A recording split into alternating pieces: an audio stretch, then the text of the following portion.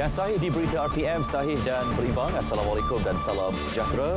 Berita perdana Isnin 28 November bersama saya Syahril Sarafuddin. Ya, dan saya Farhata Lasyati Osman. Berikut paparan utama malam ini. Pembentukan kerajaan perpaduan libatkan 8 parti.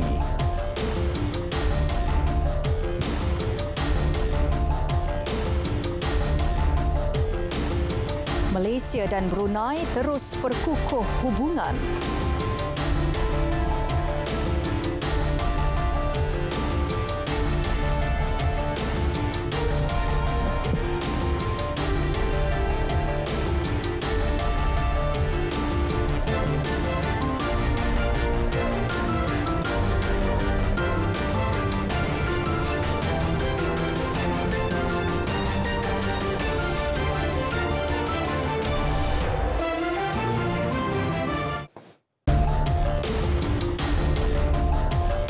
Pembentukan Kabinet Kerajaan Perpaduan akan dibuat secepat mungkin selepas mengambil kira pandangan daripada semua parti dalam kerajaan. Perdana Menteri berkata perkara itu harus diteliti memandangkan saiz Kabinet dalam Kerajaan Perpaduan akan dikecilkan. Jelas Datuk Seri Anwar Ibrahim, Kerajaan Perpaduan melibatkan 8 parti luar dari kelaziman. Beliau juga tidak bercadang melantik duta atau penasihat khas. Perdana Menteri berkata demikian selepas mempengerusikan mesyuarat Majlis Presiden Pakatan Harapan PH di Ibu Pejabat PKR di Petaling Jaya, Selangor. Mesyuarat berkenaan adalah yang pertama selepas dilantik sebagai Perdana Menteri yang antara lain membincangkan perkembangan parti dalam PH pasca PRU ke-15.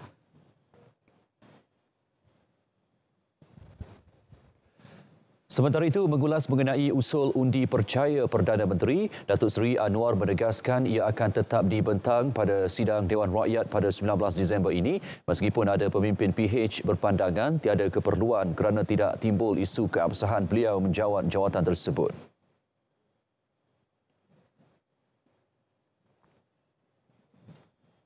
Sultan Brunei Sultan Hassanal Bolkiah bersama Pangeran Muda Abdul Matin Bolkiah hari ini mengadakan pertemuan dua hala dengan Perdana Menteri Datuk Seri Anwar Ibrahim di Seri Perdana. Pertemuan sempena lawatan khas Sultan Brunei itu bagi memperkukuhkan hubungan Malaysia dan Brunei Darussalam. Sultan Hassanal Bolkiah yang berkenan memandu sendiri kenderaan yang dinaiki bersama anak anda Pangeran Muda Abdul Matin dan Datuk Seri Anwar tiba di perkarangan Kompleks Seri Perdana pada pukul 12.25 tengah hari. Keberangkatan baginda ke Malaysia bagi mengadakan pertemuan sulung dengan Datuk Seri Anwar selepas beliau mengangkat sumpah Perdana Menteri ke-10 24 November lepas. Kedua-dua pemimpin negara meluangkan masa hampir sejam dalam pertemuan dua hala itu bagi menilai kemajuan kerjasama sedia ada di samping meneroka potensi baharu untuk meningkatkan hubungan serta kerjasama yang membawa manfaat kepada kedua-dua negara. Turut hadir Ketua Setiausaha Negara Tan Sri Muhammad Zuki Ali, Sultan Hassanal Bolkiah dan Pangeran Muda Abdul Matin serta delegasi Brunei kemudian diraikan dalam satu majlis santapan tengah hari.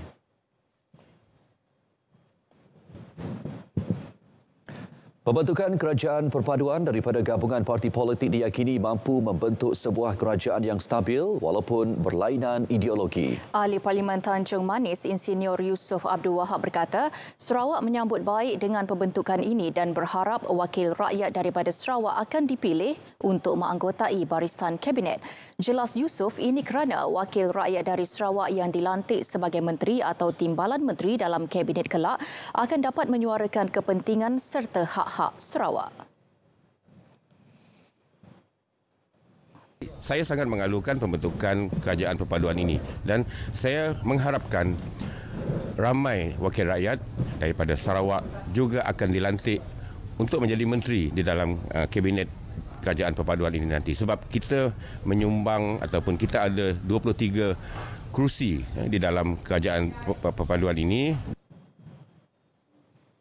Justru dengan adanya pelantikan ini, ia akan menambah dan merancakkan lagi pembangunan di Sarawak dan juga Sabah. Beliau berkata demikian kepada pemberita selepas merasmikan Majlis Penangguhan Safari Memancing November Challenge 2022 di Tapak Pesta Belawai, Tanjung Manis.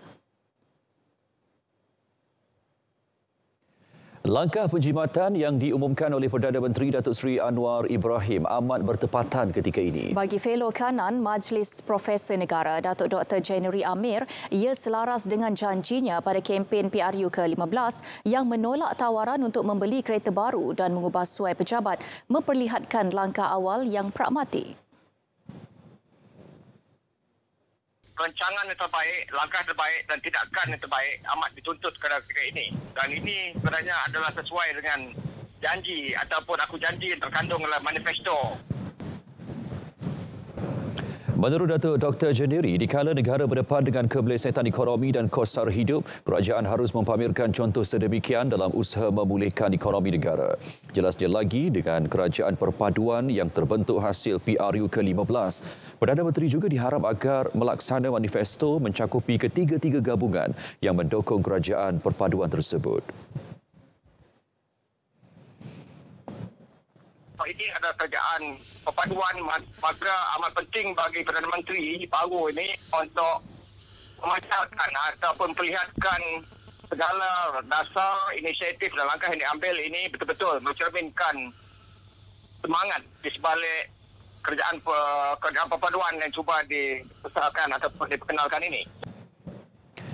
Ke arah menjamin semua inisiatif itu terlaksana, Datuk Dr. January menasihati masyarakat untuk bersama memikul tanggungjawab bagi memastikan titah yang di-Pertuan Agong Al-Sultan Abdullah Riayatuddin Al-Mustafa Billah Shah dapat dizahirkan menerusi kerajaan perpaduan. Satu, tanggungjawab sukar dan perlukan sokongan kuat wakil rakyat. Itu reaksi beberapa penganalisis politik dan ahli akademik susulan kerajaan perpaduan yang diterajui Perdana Menteri Datuk Seri Anwar Ibrahim akan memiliki saiz kabinet yang lebih kecil serta gaji menteri dikurangkan. Penganalisis politik dari Nusantara Academy for Strategic Research NASR Azmi Hassan berkata, pembentukan kabinet yang lebih kecil itu adalah satu tanggungjawab yang sukar juga bagi Perdana Menteri dengan harus menyesuaikan kehendak parti-parti di bawah kerajaan perpaduan.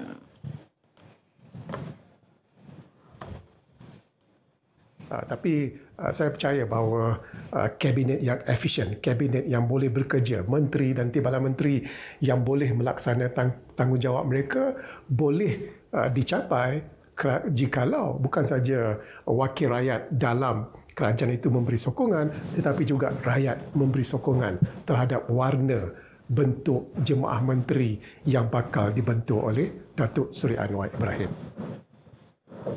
Menurut pensyarah kanan, Pusat Kajian Sejarah Politik dan Hal Ehwal Antarabangsa Fakulti Sains Sosial dan Kemanusiaan UKM berkata, beliau yakin Datuk Seri Anwar Ibrahim mampu membentuk kabinet yang lebih kompak dan tepat pada masanya kerana beliau seorang reformis. Bagi saya, kalau jumlah yang banyak tetapi kualiti ini tidak ada, bagi saya tak berguna juga. Bukanlah kita mahu apa yang seperti yang disarankan oleh Niccolo Machiavelli, yang seorang ahli teori politik, ada juga orang kata ahli falsafah politik pada abad ke-14 dulu, kita melantik orang, memberi jawatan kepada orang, memberi pangkat kepada orang kerana kita inginkan sambutan atau sokong daripada mereka. Itu jangan dibuat oleh Perdana Menteri kita. Itu yang terbaik saya lihat. Sementara itu, Profesor Dr. Yarina Ahmad, Pengajian Polisi dan Sosial Fakulti Sains Pentadbiran dan Pengajian Polisi UiTM berpendapat dengan hala tuju baharu ini juga dapat memastikan negara dalam keadaan stabil. Seterusnya akan merancangkan kembali sektor ekonomi negara. Ke arah memastikan takbir urus yang baik. Dalam konteks ini, ia bukan sahaja memerangi gejala rasuah dan salah guna kuasa. Malahan negara kelak berupaya mempamerkan kecekapan, ketangkasan dan kecemerlangan dalam penyampaian perkhidmatan awam. Tempoh 2 minggu diberikan kepada Majlis Tindakan Sara Hidup Negara untuk meneliti implikasi subsidi disifatkan tindakan pantas oleh Perdana Menteri Datuk Seri Anwar Ibrahim dalam menangani isu berkenaan. Penganalisis ekonomi berpendapat meskipun ia tempoh singkat, namun mampu dimanfaatkan untuk membuat rangka awal bagi mekanisme pelaksanaan subsidi bersasar. Dalam tempoh tersebut, keperluan melakukan subsidi bersasar boleh dibincangkan bersama pihak berkepentingan bagi mengurangkan kos sara hidup dan inflasi sekaligus membantu mengurangkan paras hutang dan perbelanjaan negara.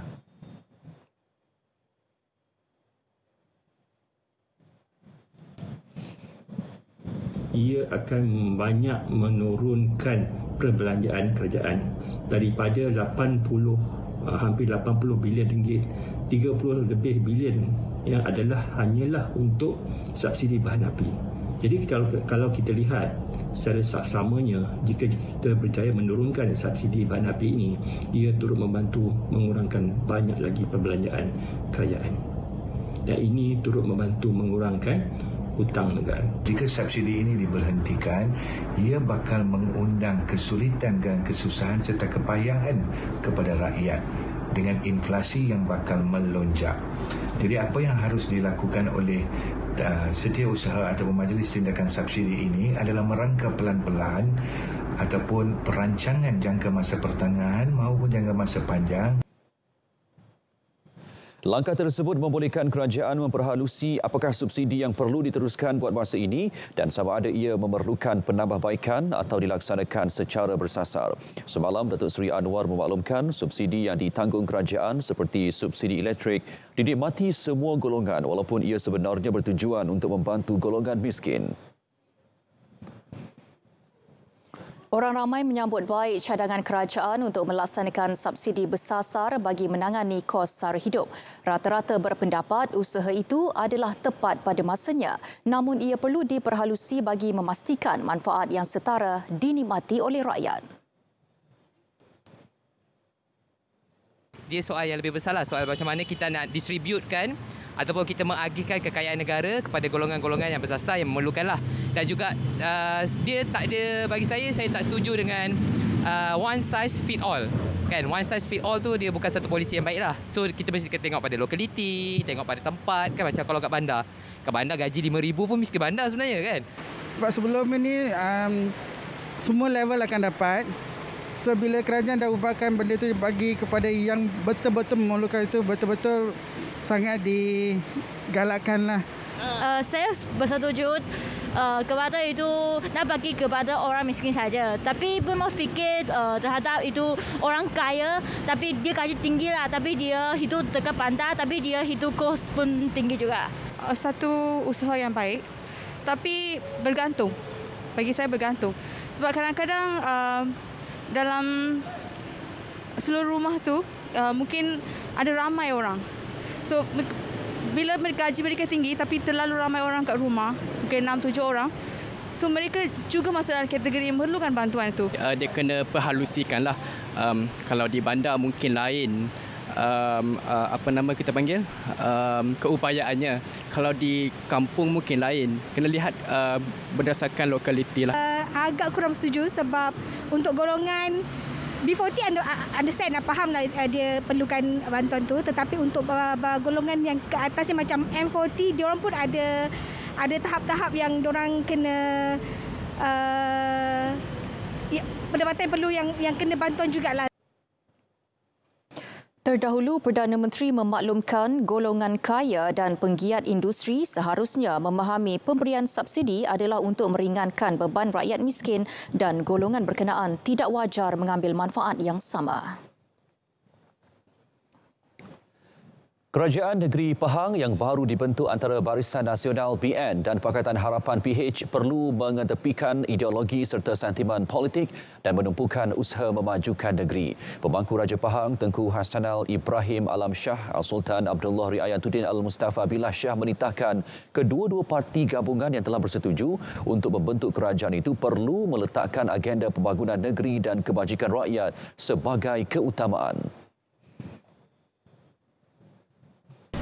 Ketepikan ideologi dan sentimen politik, letakkan agenda pembangunan negeri dan kebajikan rakyat sebagai keutamaan. Ini bukan lagi masa untuk berpolitik, cukup-cukuplah.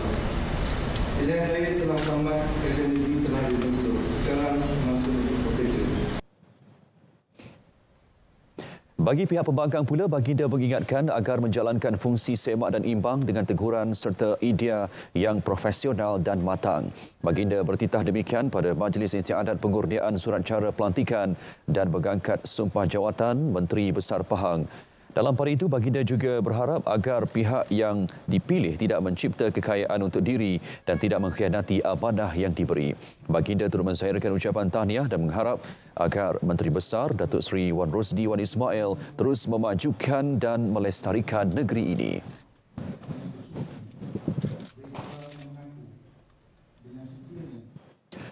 Baik saudara, sebentar tadi telah masuk waktu solat fardu isyak bagi Kuala Lumpur dan kawasan yang sewaktu dengannya. Selamat menunaikan solat isyak. Kita ke perkembangan berikutnya. Ahli Dewan Undangan Negeri Adun Jelai, Datuk Seri Wan Rosdi Wan Ismail hari ini mengangkat sumpah jawatan Menteri Besar Pahang buat penggal kedua sehingga tempoh yang diperkenankan. Istiadat pengurniaan surat cara pelantikan dan mengangkat sumpah jawatan Menteri Besar Pahang berlangsung di hadapan Pemangku Raja Pahang, Tengku Hassanal Ibrahim Alam Shah Al-Sultan Abdullah Riayatuddin Al-Mustafa Billah Shah di Balairung Seri Istana Abu Bakar.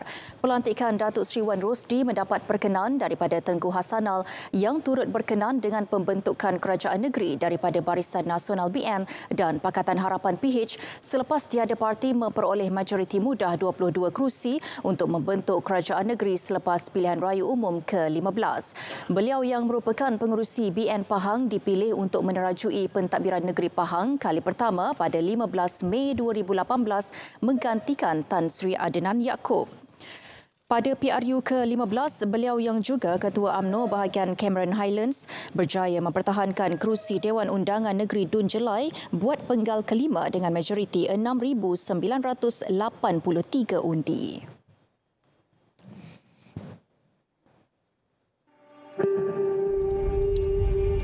Kakak, jangan buat macam tu. Kenapa?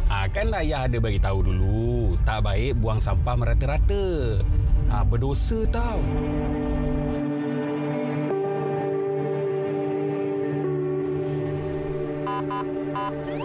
Kena dah. Saman ni. Tuan. Apa bagi, Cik? Minta IC, Cik? Boleh. Kesalahan lampu merah, Cik. Tuan, Tuan, kau timah sikit, Tuan. Ayah, janganlah macam tu. Itu kan rasuah. Berdosa tau. Betul apa yang nak Cik cakap. Jangan lama macam tu, Cik. Ni saman. Maaf, Cik. Hati-hati madu, Cik.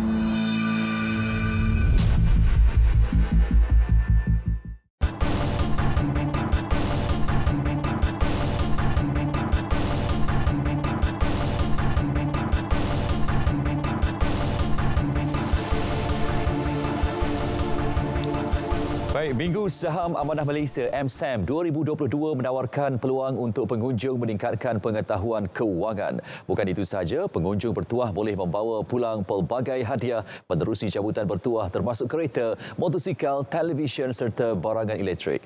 Bagi berkongsi kemeriahannya, kita langsung bersama Nora Shikin Harun di Port Dickson. Shikin, teruskan dengan perkembangan di sana.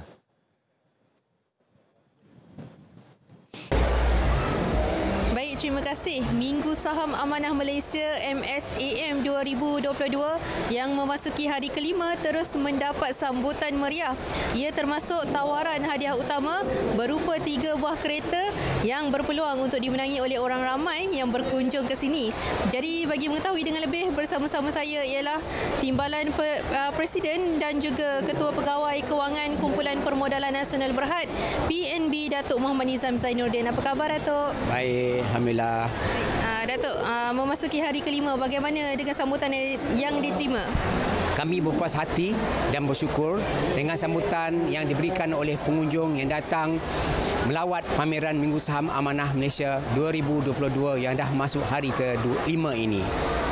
Kami juga gembira kerana pengunjung menikmati set up booth yang berhawa dingin dan mengambil bahagian dalam aktiviti-aktiviti yang disediakan khas untuk mereka di samping menimba ilmu pelaburan dan perancangan kewangan. Kami juga mempunyai pengunjung yang hadir jauh dari Kelantan bersama-sama keluarga mereka pada hari ini. Baik, Datuk. kongsikan sedikit apa yang menarik yang ada di sini. Ya, melalui MSEM, pemegang unit dan pengunjung berpeluang memahami dan belajar tentang bagaimana wang mereka dilaburkan di samping turut serta dalam pelbagai aktiviti mesra keluarga sepanjang tempoh acara berlangsung.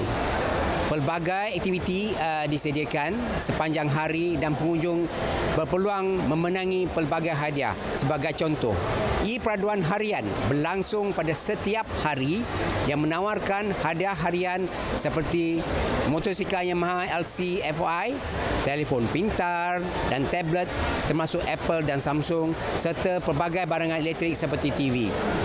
Para pengunjung juga boleh menyertai e-peraduan utama yang menawarkan 3 hadiah utama berupa sebuah SUV Hyundai Kona Electric E-Lite, sebuah SUV Toyota Corolla Cross Hybrid Electric dan yang akhir sebuah Perodua Alza 1.5 EV. Datuk, berbaki 2 hari lagi penganjuran MSAM 2022 pecutan akhir. Apa harapan pihak penganjur? Harapan kami ini adalah peluang keemasan kepada warga Negeri Sembilan khususnya Port Dickson untuk hadir menimba ilmu pelaburan. Kali terakhir MSN jelajah ke Negeri Sembilan ialah 17 tahun yang lalu, iaitu pada tahun 2005 di Seremban. Selepas ini insya-Allah kami akan menjelajah ke negeri lain pula. Tak tahulah bila kita akan bertandang ke Negeri Sembilan semula. Kami berharap seluruh rakyat Malaysia dan juga semua penduduk di sekitar Port Dickson dan sekitarnya serta orang Melaka, Kuala Lumpur dan Selangor hadir memeriahkan lagi penganjuran MSAM 2022 kali ke-21 yang berbaki 2 hari lagi. MSAM dibuka mulai 10 pagi hingga 10 malam dan masuk adalah percuma. Datuk, mungkin Datuk secara ringkasnya Datuk boleh kongsikan bagaimana cara untuk orang awam berpeluang menyertai cabutan bertuah yang menawarkan hadiah utama 3 buah kereta sebentar tadi.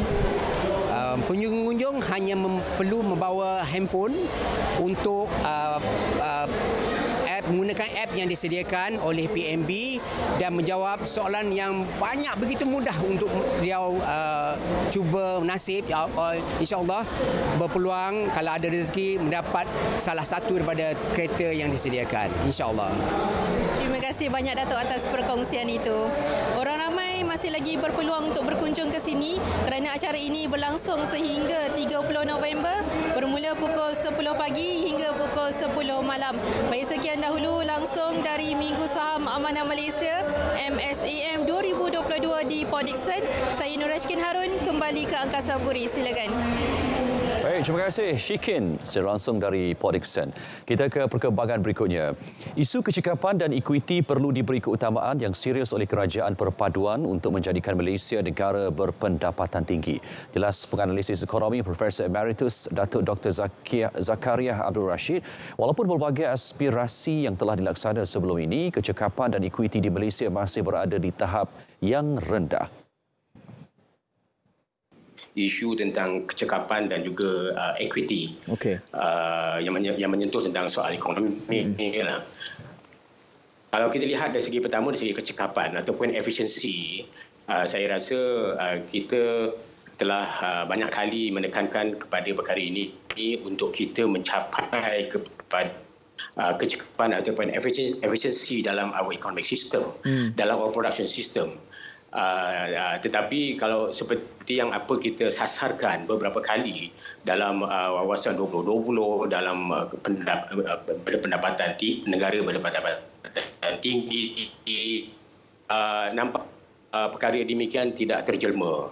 Jadi bermakna kita memang di masa-masa yang lepas walaupun peluang banyak, kita telah terlepas peluang-peluang itu semua dan kita masih lagi membentuk aspirasi sedemikian.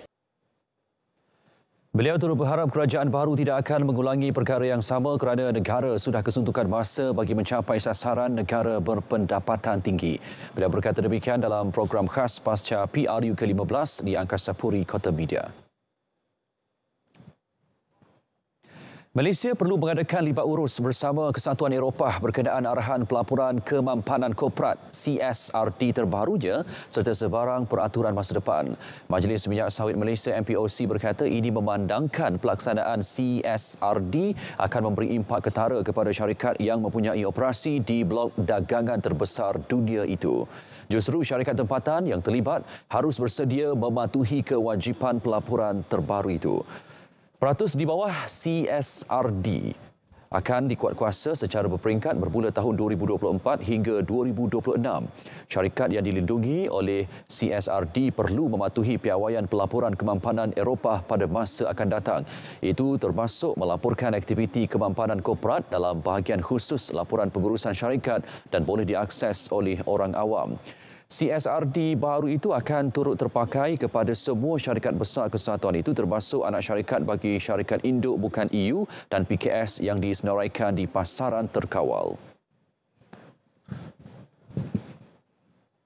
Prestasi pasaran pelaburan domestik dan global akan menentukan kadar agihan keuntungan Lembaga Tabung Haji TH tahun ini. Pengarah Eksekutif Kewangan Kumpulannya Mustaqim Mohamad berkata, meski berdepan pelbagai cabaran, TH akan berusaha memberi pulangan munasabah kepada pendepositnya. Persekitaran pelaburan ketika amat mencabar bagi semua institusi pelaburan termasuk TH. Perang antara Rusia dan Ukraine, polisi sifar COVID-19 China, kenaikan ketara kadar inflasi, ketidaktentuan pasaran saham dan modal antara faktor yang memberi kesan kepada pelaburan TH dan institusi-institusi pelaburan yang lain. Sementara itu, peningkatan kos haji secara mendadak berikutan kos tambahan dikenakan pihak berwajib Arab Saudi dijangka memberi kesan kepada jumlah agihan keuntungan TH tahun ini. Tahun ini, bantuan kewangan haji ditanggung TH berjumlah hampir 200 juta ringgit di samping perbelanjaan operasi hampir 50 juta ringgit. Bagi memastikan simpanan pendeposit tidak terlalu terjejas oleh ketidaktentuan pasaran, TH melaksanakan pelaburan berhemah dan berdaya tahan termasuk penambahbaikan alokasi aset strategik sejak 2019. Persediaan sebelum menghadapi banjir. Peka terhadap amaran banjir. Simpan dokumen penting dan sediakan beg kecemasan. Bersedia untuk berpindah sekiranya diarahkan pihak berkuasa. Langkah-langkah dilakukan semasa banjir. Dapatkan maklumat situasi terkini daripada sumber yang sahih. Berpindah segera apabila diarahkan. Jangan sentuh mana-mana peranti elektrik dalam keadaan basah. Jangan cuba harungi air deras. Langkah-langkah dilakukan selepas banjir. Jangan hampiri talian elektrik yang putus atau jatuh. Elakkan memakan makanan yang terkena air banjir. Elakkan terdedah kepada air banjir supaya tidak dijangkiti penyakit berjangkit bawaan air. Pulang ke rumah hanya setelah situasi disahkan selamat.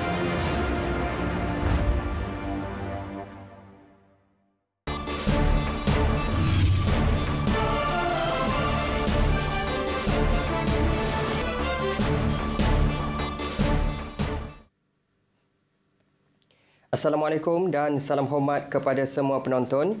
Kita mulakan informasi cuaca pada malam ini dengan melihat kepada keadaan cuaca semasa. Dapat diperhatikan ketika ini, hujan kini sedang berlaku di 1-2 tempat melibatkan kawasan di sekitar Pahang, Johor, Negeri Sembilan dan juga Melaka. Keadaan hujan yang sedang berlaku ketika ini dijangka akan berangsur pulih menjelang tengah malam nanti.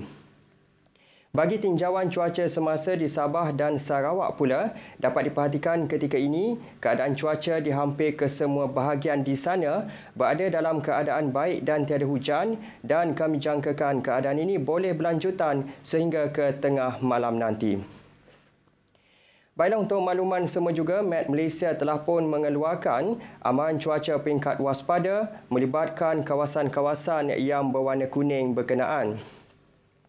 Hujan yang berterusan dijangka berlaku di kawasan-kawasan berkenaan bermula pada 1 Disember sehingga 3 Disember nanti. Manakala di Sabah pula, hujan yang berterusan dijangka berlaku melibatkan bahagian Kudat dan juga Sandakan pada 1 Disember nanti. Oleh yang demikian, dinasihatkan kepada penduduk di kawasan yang terlibat agar sentiasa waspada dan mengambil langkah yang berjaga-jaga dalam menghadapi keadaan cuaca yang tidak diingini berlaku. Baiklah, sekian sahaja informasi cuaca pada malam ini. Sebelum berpisah, kita ikuti tinjauan cuaca bagi bandar-bandar utama di Malaysia. Sekian, Assalamualaikum.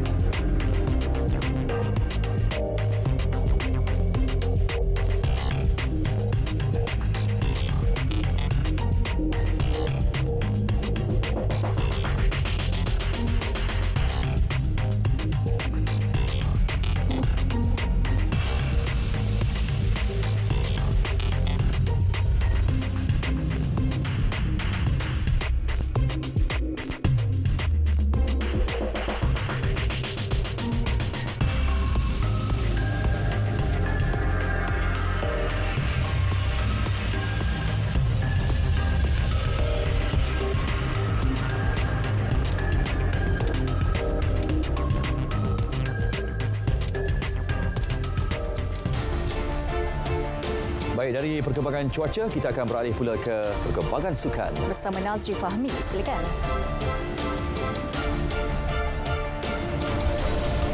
Lizzie Jia pilih bergerak secara solo tanpa jurulatih.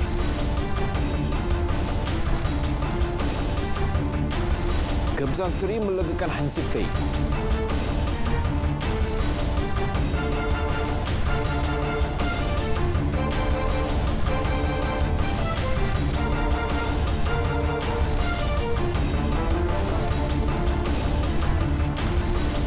Terima kasih Syahril dan Fahatul. Assalamualaikum dan salam sukan untuk semua. Selepas kira-kira 9 bulan membimbing Lizzie Jia sebagai pemain profesional, kini Indra Wijaya tidak lagi bersama pemain nombor 2 dunia itu. Perkara tersebut telah pun disahkan pengurus Lizzie Jia, Li Ziyi. Lizzie Jia membuat keputusan tersebut kerana mahu bergerak tanpa jurulatih. Dalam pada itu, Indra akui keputusan tersebut dicapai ketika perbincangan antara beliau bersama jago perseorangan lelaki negara pada Jumaat lepas. Beliau turut menghormati keputusan Lizzie Jia itu dan mengucapkan selamat maju jaya kepada pemain tersebut. Pemenang piala gangsa Piala Dunia 1997 kelahiran Indonesia itu yang telah pulang bertemu keluarganya di Jakarta kini terbuka untuk menerima mana-mana tawaran baharu. Pada Februari lepas, Indra meninggalkan Persatuan Badminton Malaysia untuk membimbing Lizzie Jia yang terlebih dahulu berundur daripada badan induk tersebut untuk bergerak sebagai pemain profesional.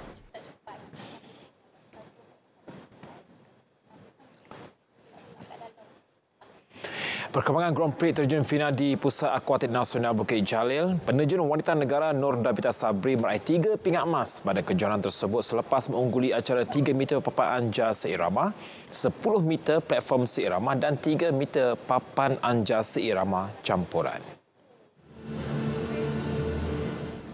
Bagaimanapun, dua acara iaitu 3 meter papan anja seirama dan 10 meter platform seirama tidak disertai pasukan lain. Dalam acara 3 meter papan anja seirama, Nur Dabita yang bergandingan dengan Eng Yan Yi merekodkan 290.10 mata. Manakala dalam acara 10 meter platform seirama wanita, beliau bersama Datuk Pan Delina Rindong mengumpul 299.52 mata.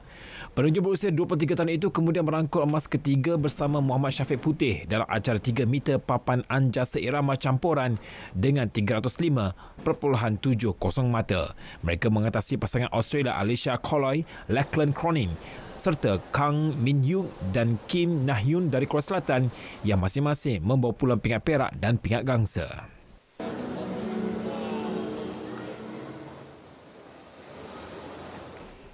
Bagi Nur Dabita, ini adalah kali pertama beliau meraih 3 pingat emas dalam 3 acara yang berlangsung pada hari yang sama. Cabaran tersebut memberi pengalaman baharu buat dirinya. 3 event dalam masa satu hari. Selalunya paling-paling pun 2 event lah. 3 event tak pernah lagi. Tapi sementara itu, Muhammad Syafiq Putih menjelaskan dia membuat keputusan untuk menyertai acara seirama campuran bersama Nur Dabita dalam kejuaraan ini pada saat-saat akhir. Sebelum ni saya dah usaha untuk individu. So dah usaha untuk individu, lepas tu lagi seminggu nak game, saya takkan rasa nak tarik diri terus kan. So saya ambil keputusan, saya cakap coach yang saya nak main at least satu event acara mix synchro dengan Bita.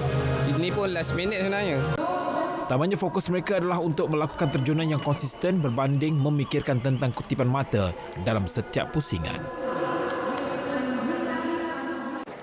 Piala Dunia Persekutuan Sepak Takraw Antarabangsa ISTAF 2022. Skuad lelaki negara beraksi cemerlang apabila berjaya melangkah ke batas akhir acara regu selepas membenam cabaran tuan rumah Korea Selatan 2-0 di separuh akhir semalam. Pada pertembungan yang berlangsung di kompleks sukan Daejeon Hamburg di Daejeon itu, skuad negara dibarisi trio Muhammad Syahir Muhammad Rosdi, Muhammad Azlan Alias dan Amirul Zazwan Amir. Mereka dilihat tiada masalah untuk mendominasi permainan dengan baik sekaligus melangkah kemenangan 21-10 di set pertama dan 21-15 di set kedua dalam masa 50 minit. Sebelum itu, skuad negara di bawah kenderaan jurulatih Azhar Sarabini menundukkan Jepun dan India 2-0 pada aksi peringkat kumpulan F untuk layak ke separuh akhir. Mata Malaysia di final esok ialah musuh tradisi yang juga juara bertahan Thailand. Skuad Gajah Perang itu marah setelah menundukkan Jepun 21-8, 21-14 dalam satu lagi aksi separuh akhir.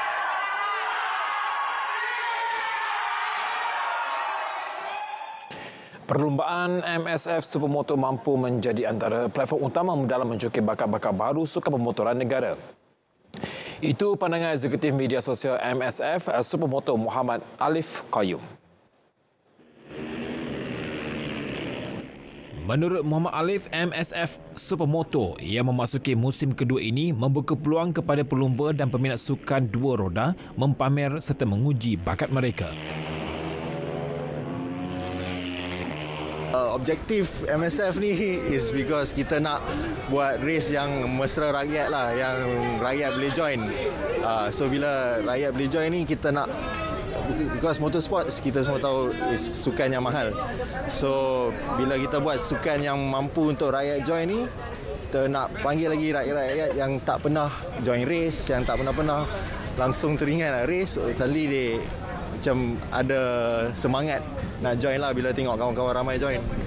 Tambahnya, penyertaan bagi musim kedua ini menyaksikan peningkatan berbanding hanya 20 pelumba pada musim lepas. Dalam pusingan akhir semalam, pelumba MK Racing Azlan Shah muncul juara kategori Supermoto All-Star Pro dengan catatan 10 minit 26.303 saat. Edisi Sukan 28 November 2022 berakhir di sini. Untuk itu, kembali semula bersama Fahatul dan Syaril.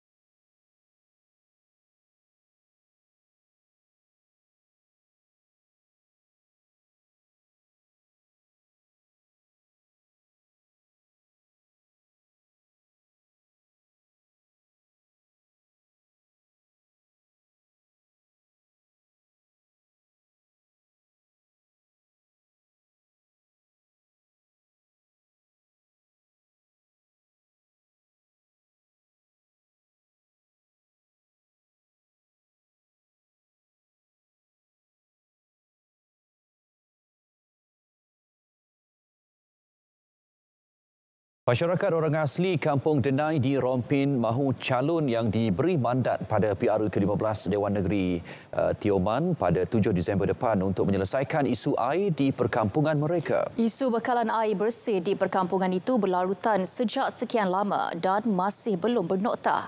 Inisiatif terdahulu seperti menyediakan tangki tambahan dilihat tidak mampu menampung kepadatan penduduk yang menghampiri 200 orang. Sebagai alternatif, penduduk terpaksa menggunakan pam untuk menyedut air sungai bagi kegunaan harian. Malah ada juga penduduk yang terpaksa membeli air bersih dengan berulang-alik ke Tanjung Gemuk. Saya merasa tergilan lah dengan bekalan air bersih ni. Sampai bila kita nak tunggu? Takkanlah daripada generasi saya sampailah generasi sekarang ni. Jadi apa akan berlaku di masa akan datang? Jadi kesian pada anak-anak yang kecil, pada ibu-ibu yang ada anak-anak kecil kan. Jadi kita mengharapkan benda ni kalau boleh tu diselesaikan dengan cara yang berhemah, dengan cara yang baik.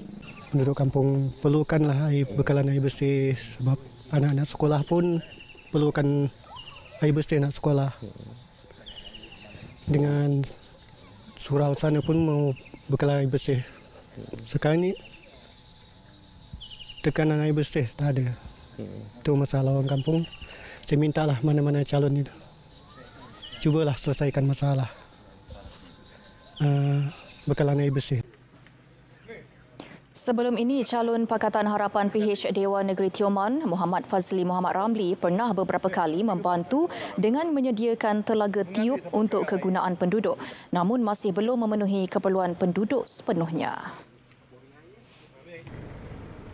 Kerajaan Terengganu mengumumkan pemberian bonus sebanyak RM900 kepada kira-kira 14,000 penjawat awam di negeri itu pada pembentangan Belanjawan 2023. Selain itu, pemberian one-off RM150 kepada 2,600 pengawal keselamatan turut diberikan sebagai sokongan untuk menyara kehidupan mereka.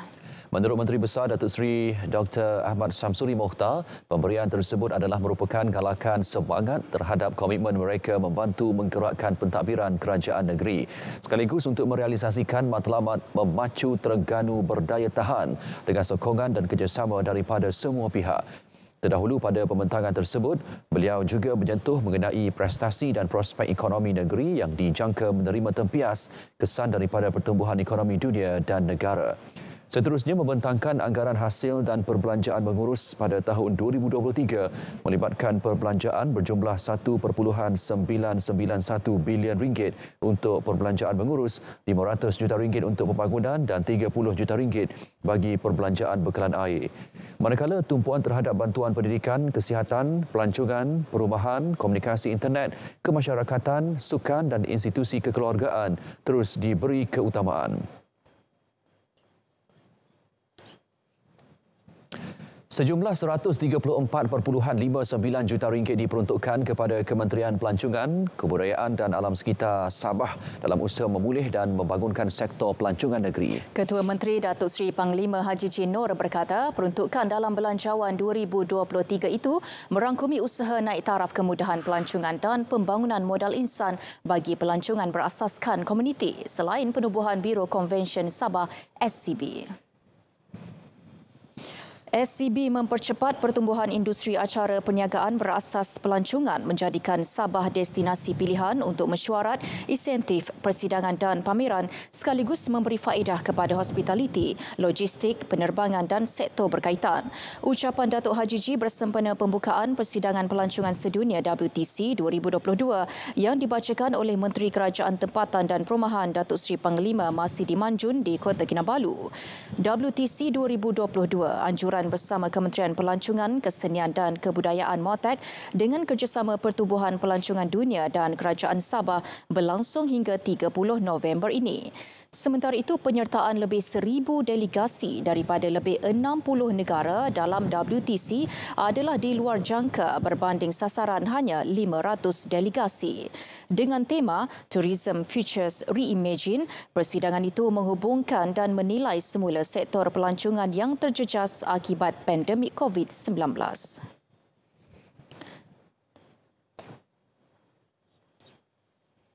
We must make sure that our focus would be more on sustainable in terms of the 17 SDGs that we have at the moment. Then to take note of that also, yeah.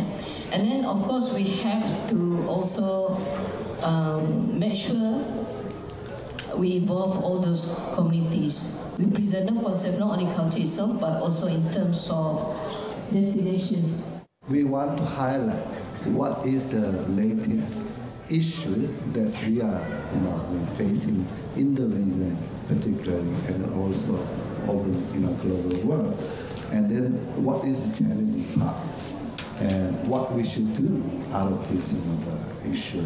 So that is the main thing. WTC menampilkan 30 pakar terdiri daripada penggubal dasar, peneraju industri dan ahli akademik.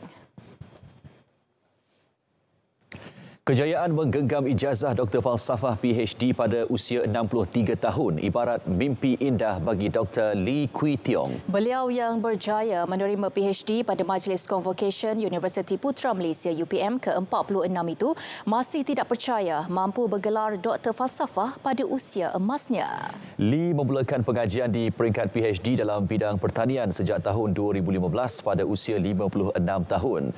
Mengakui hampir putus asa di pertengahan jalan, namun sokongan keluarga menjadi dorongan utama Lee terus konsisten menghabiskan pengajiannya.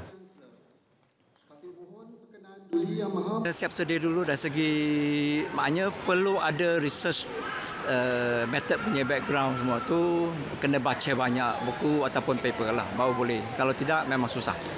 Sebab saya pun menghadapi masalah halfway pun fikir pun nak berhenti juga. Sebab dah memang tak tahu nak, macam mana nak jalankan. Sebab PhD tak macam degree ataupun tak macam master.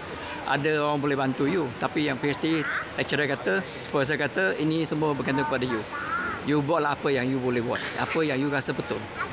Memang tak ada betul atau salah sebenarnya.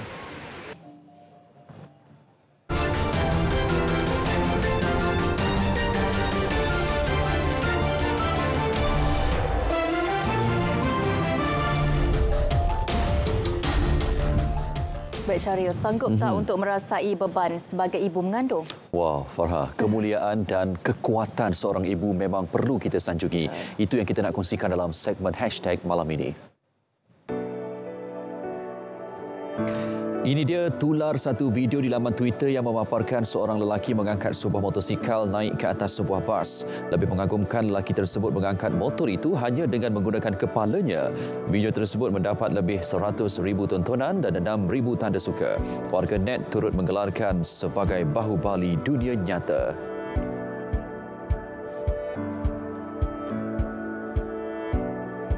Video rakaman dari udara di kawasan tarikan pelancong di Norway membuatkan orang ramai teruja dan juga takut. Walaupun kawasan itu berbahaya, namun ia merupakan salah satu tempat lawatan impian para pendaki dari seluruh dunia. Video yang dikongsi di laman Twitter itu telah mendapat lebih daripada 2 juta tontonan. Ini pula seorang isteri mencabar suaminya untuk merasa menjadi ibu hamil mencuri tumpuan ramai.